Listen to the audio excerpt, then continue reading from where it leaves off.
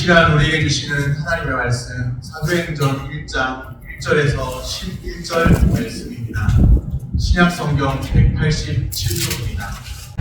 데오빌로여, 내가 먼저 쓴 글에는 무릇 예수께서 행하시며 가르치시기를 시작하심부터 그가 택하신 사도들에게 성령으로 명하시고 승천하신 날까지의 일을 기록하였노라. 그가 고난받으신 후에 또한 그들에게 확실한 많은 증거로 친히 살아계심을 나타내사 40일 동안 그들에게 보이시며 하나님 나라의 일을 말씀하시니라. 사도와 함께 모이사 그들에게 분부하여 이르시되 예루살렘을 떠나지 말고 내게서 들은 바 아버지께서 약속하신 것을 기다리라. 요한은 물로 세례를 베풀었으나 너희는 몇 날이 못되어 성령으로 세례를 받으리라 하셨느니라. 그들이 모였을 때 예수께 여쭈어 이르되 주께서 이스라엘 나라를 회복하심이 이때니까 하니 이르시되 때와 시기는 아버지께서 자기의 권한에 두셨으니 너희가 알 바 아니요 오직 성령이 너희에게 임하시며 너희가 권능을 받고 예루살렘과 온 유대와 사마리아와 땅 끝까지 이르러 내 증인이 되리라 하시니라. 이 말씀을 마치시고 그들이 보는데 올려져 가시니 구름이 그를 가리어 보이지 않게 하더라. 올라가실 때 제자들이 자세히 하늘을 쳐다보고 있는데 흰옷 입은 두 사람이 그들 곁에 서서 이르되 갈릴리 사람들아 어찌하여 서서 하늘을 쳐다보느냐. 너희 가운데서 하늘로 올려지신 이 예수는 하늘로 가심을 본 그대로 오시리라 하였느니라. 아멘. 샬롬, 주님의 평강이 함께하기를 소원합니다. 네. 오늘 제목 한번 제목 읽고 시작하겠습니다. 내 증인이 되리라. 아멘. 우리 주 예수님은 우리가 잘 알기로 우리를 대신하여 십자가 지신 주님이십니다. 그냥 단순히 나무에 십자가에 달린 것이 아니라 우리를 대신하여 십자가 지신 대속의 십자가 지신 주님이십니다. 또 그뿐만 아니라 다시 살아나신 부활하신 주님이시죠. 부활하신 예수님께서 오늘 본문에 보면 제자들에게 말씀하십니다. 아버지께서 약속하신 것을 기다리라. 아버지께서 약속하신 것 무엇을 가리키는지 믿는 자들은 분명히 알 수가 있어요. 오늘 말씀을 쭉 이렇게 전체적으로 잘 읽어보면 또 알 수 있고 아버지께서 약속하신 것 무엇을 가리키는 것일까요? 성령님이십니다. 성령님이 마지막 날에 오셔서 또 우리를 주의 이름을 부르는 자마다 다 구원하시고 은혜 가운데 우리를 인도하시고 성령님, 그 성령님으로 우리가 다 충만해져야 합니다. 제자들은 성령의 권능을 받아야 합니다. 그때야 비로소 예수님의 증인된 삶을 살게 될 것입니다. 예수님을 주라고 시인하고 그것조차도 성령으로 말미암아 되는 것인데 또 예수님을 주라고 시인할 뿐만 아니라 우리가 참 믿는 자로서 살아가게 되는 그것도 성령님으로 가능한 삶입니다. 성령의 권능을 받을 때 오늘 우리도 성령의 권능을 받으면 예수님의 증인으로 살게 될 줄로 믿습니다. 예수님께서 부활하신 후 주로 하신 일이 있습니다. 3절 말씀입니다. 그가 고난받으신 후에 또한 그들에게 확실한 많은 증거로 친히 살아계심을 나타내사 40일 동안 그들에게 보이시며 하나님 나라의 일을 말씀하시니라. 예수님께서 부활하신 후에 바로 하늘 보좌로 우편으로 올라가신 게 아니고 며칠 동안 이 땅에 계셨을까요?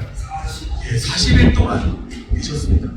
40일 동안 그들에게 보이시며 무엇을 말씀하셨다고 되어 있죠? 하나님 나라의 일. 그렇죠. 하나님 나라의 일을 말씀하시니라. 하나님 나라. 이 하나님 나라라는 주제는 예수님께서 가르치신 중요한 중심 주제입니다.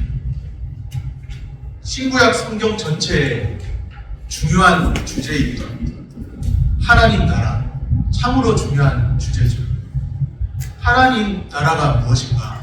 하나님 나라에서 이 나라는 영역을 가리키기도 합니다. 그런데 1차적으로는 영역 이전에 통치, 주권, 왕권과 관련된 말입니다. 우리 한번 따라해볼까요? 통치, 주권, 왕권. 하나님 나라 하면 다른 것보다 통치, 주권, 왕권을 떠올리시면 됩니다. 하나님이 왕으로서 주권을 행사하시는 나라가 하나님 나라예요. 네. 찬양 가운데 그런 찬양 있잖아요.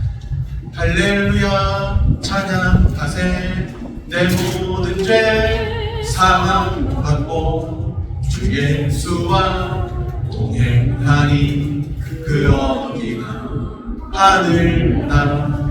어떤 게 하늘나라고 어떤 게 하나님 나라인가? 내 모든 죄 사함받고 주 예수와 동행하면 그 어디나가 다 하나님 나라예요. 네. 주님의 통치 속에 살면, 하나님의 통치 속에 살면 그 어디나가 다 하나님의 나라입니다. 네. 하나님이 왕으로서 주권을 행사하시는 나라가 하나님 나라입니다. 하나님이 우리 왕으로서 우리를 다스리고 계시죠. 우리는 하나님의 주권, 섭리를 믿는 자들입니다. 그렇게 하나님의 다스림을 받고 살아갈 때, 하나님의 통치 속에 살아갈 때, 우리는 이미 하나님 나라에 살고 있는 거예요. 하나님의 통치를 받아들이며 살아갈 때, 하나님은 믿는 자들이든 믿지 않는 자들이든 다 다스리고 계세요. 온 우주 만물을 다스리고 계세요. 그런데 그 통치를 받아들이고 믿음으로 받아들이고 사는 사람이 있는가 하면 하나님이 어디 있어? 하면서 하나님의 존재마저도 부정하고 사는 사람도 있습니다. 하나님의 통치를 받아들이지 않고 자기가 왕노릇하며 사는 사람도 있다는 것이죠. 하나님의 통치를 받아들이고 살아갈 때 이미 우리는 하나님 나라에 살고 있습니다. 우리는 왕이신 하나님의 그 나라의 백성으로 살고 있습니다. 비록 이 땅에 두 발을 딛고 살아가지만 우리의 시민권은 하늘에 있습니다. 예수님께서는 부활 후에 바로 하나님 보좌 우편에 가신 게 아니고 40일간 줄곧 자신이 부활하신 것, 부활하신 사실을 나타내시고 또 하나님 나라의 복음을, 하나님 나라의 일을 말씀하시더라. 하나님 나라의 복음을 전하셨습니다. 하나님 나라, 그 나라의 백성으로 부름을 받은 사람들은 무엇을 전파해야 할까요? 예수님이 다시 살아나신 것, 예수님의 부활과 하나님의 나라를 전파해야 합니다. 세상에 하나님의 주권, 통치를 거부하고 사는 사람 많지만, 자신이 왕노릇하며 살아가는 사람 많지만, 하나님이 진정한 통치자시고 하나님이 진정한 왕이시라는 것을 이 땅 가운데 선포하며 살아가야 합니다. 네. 하나님 나라와 예수 그리스도를 전파하는 자로 살아가야 합니다. 네. 오늘 하루도 부활의 증인, 부활하신 예수님을 만나서 매일같이 부활의 증인으로 예수 그리스도와 하나님 나라를 전파하며 사시기를 바랍니다. 네. 예수님께서 승천하시기 전에 마지막으로 남기신 말씀이 있습니다. 사도행전에 나오는 지상 명령이죠. 8절 말씀입니다. 이 8절 말씀은 너무 유명해서 믿는 사람들이 잘 암송하는 구절이기도 한데요. 우리 한번 이 말씀 암송하실 수 있는 분들은 암송하셔도 좋고 보고 읽으실 분들은 보고 읽으셔도 됩니다. 우리 이 말씀 8절 말씀 같이 읽겠습니다. 오직 성령이 너희에게 임하시면 너희가 권능을 받고 예루살렘과 온 유대와 사마리아와 땅 끝까지 이르러 내 증인이 되리라 하시니라. 아멘. 사도행전 1장 8절 이 말씀이 사도행전 전체의 내용이에요. 사도행전 하나로 한 그 구절로 압축한다면 1장 8절이 나오는 겁니다. 무슨 말인가 하면 1장 8절을 확장하면 사도행전 전체 내용이에요. 그러니까 복음이 예루살렘에서부터 출발해서 온 유대로 또 그 다음 사마리아로 또 땅끝까지 전파되는 그 내용을 보여주는 것이 사도행전의 내용입니다. 오늘 이 말씀에 보니 내 증인이 되리라. 성령의 권능을 받으면 오직 성령이 너에게 임하시면 너희가 권능을 받아. 성령의 권능을 받으면 내 증인이 되리라. 그렇게 말씀하세요. 내 증인이 되라. 이것도 좋은 말씀이죠. 예수님의 증인이 되어야 한다. 이것도 좋은 말씀인데 성경은 그렇게 말씀하시지 않고 내 증인이 되리라. 성령의 권능을 받으면 그렇게 자연스럽게 되게 되어 있다는 것이죠. 누가 말려도 성령의 권능 받으면 예수 그리스도의 증인으로 살게 되어 있습니다. 내 증인이 되리라. 증인, 여기서 증인은 헬라어로 보면 마르티스입니다. 영어의 순교자에 해당하는 단어가 있는데 마터라는 말이 있죠. 마터, 순교자라는 뜻인데 순교자. 헬라어 마르티스에서 의뢰한 말이 영어 마터입니다. 마르티스, 마터, 헬라어랑 영어인데 비슷한 느낌이 있죠. 마르티스, 마터. 헬라어 마르티스에서 영어 마터가 나온 것이죠. 마터의 뜻은 순교자. 증인이란 어떤 사람일까요? 증인. 그냥 단순히 뭘 증언한다 이 정도가 아니라 증인의 의미는 생각보다 깊습니다. 증인은 곧 순교자와 같습니다. 증인은 순교적인 자세로 보고 들은 것을 전해야 합니다. 자칫 목격자가 어떤 살인자가 살인했는데 그것을 잘못 목격했다가 그 살인자한테 증인은 서기 전에도 죽을 위험이 있을 수가 있잖아요.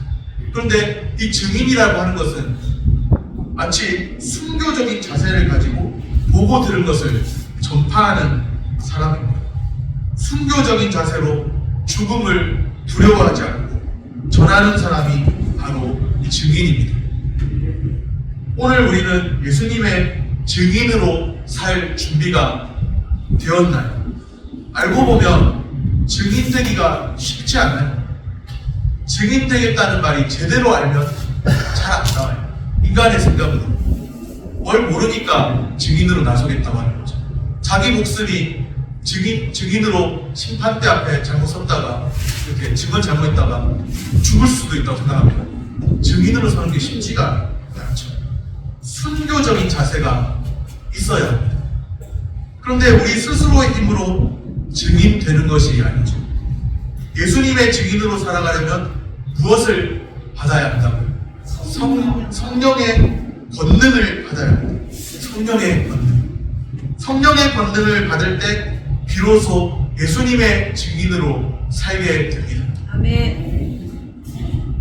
2024년 이제 거의 우리가 마무리할 시점이 새로운 2025년을 바라볼 그런 시점에 와 있는데 우리 모든 성도님들 한 사람 한 사람 성령의 권능으로 충만해져서 주님의 증인으로 사시기를 바랍니다. 아멘. 땅끝까지 이르러 내 증인이 되리라. 그렇게 말씀하시죠. 여기서 땅끝이 어디인가? 먼저 땅끝까지 이르러 이 말씀은 복음 전파에 있어서 지역의 한계가 있다 없다? 없다. 어디든지 가야 된다. 땅끝이라도 가야 되고 어디든지 가야 한다. 복음 전파에 있어서 어떤 지역의 한계를 초월하는 거예요. 복음이 처음에는 예루살렘에서 시작됐죠. 그런데 온 유대로, 그 다음 사마리아로, 땅끝까지 이르러 주님의 증인이 되는 거예요. 당시에 이 성경이 기록될 당시에, 사도행전이 기록될 당시에 땅끝은 어디를 땅끝으로 생각했을까요? 로마 내지는 사도 바울이 전도를 계획했던 서바나, 성경에는 서바나가 나오는데 우리 현대어로 보면 스페인이죠. 로마 내지는 서바나 스페인으로 땅끝이 이해되었습니다. 그래서 사도 바울도 로마까지 가서 복음을 전하고 하는 그런 장면들을 보게 되죠. 사도행전은 복음이 예루살렘에서 시작하여 로마까지 퍼져나가는 그 당시에 땅끝으로 이해되었던 그 로마까지 복음이 퍼져나가는 장면을 보여줍니다. 오늘 우리도 예수님의 증인으로 살아야 할 사람들입니다. 누구나 다 해외 선교를 하는 선교사가 되어야 한다는 것은 아니에요. 그러나 우리가 있는 삶의 자리에서 우리는 예수님의 증인으로 살아야 합니다. 우리가 처해 있는 환경 속에서 우리는 예수님의 증인으로 선교적인 삶을 살아야 합니다. 우리를 부르신 삶의 자리에서 오늘 우리의 땅끝은 어디일까요? 오늘 나의 땅끝은 어디일까요? 땅끝까지 이르러 내 증인이 되리라 하셨는데 내가 비록 해외 선교를 할 수는 없다 할지라도 지금 나를 부르신 삶의 자리에서 나의 땅끝, 나는 어떻게 어디까지 복음을 전해야 할까? 우리의 땅끝은 어디인지 깊이 한번 생각해 보시기를 바랍니다. 땅끝까지 이르러 내 증인이 되리라. 예수님은 마지막 말씀을 남기시고 이제 승천하시죠. 제자들은 예수님의 승천하시는 모습을 지켜봤습니다. 예수님의 승천을 지켜보는 제자들에게 흰옷 입은 두 사람이 말합니다. 여기서 흰옷 입은 두 사람은 천사를 가리킵니다. 영광의 광채가 너무도 찬란해서 마치 흰옷을 입은 것처럼 보이지 않았을까요? 너무나 눈부신 그 모습이 흰옷을 입은 것처럼. 천사들이 제자들에게 하는 말이 있죠.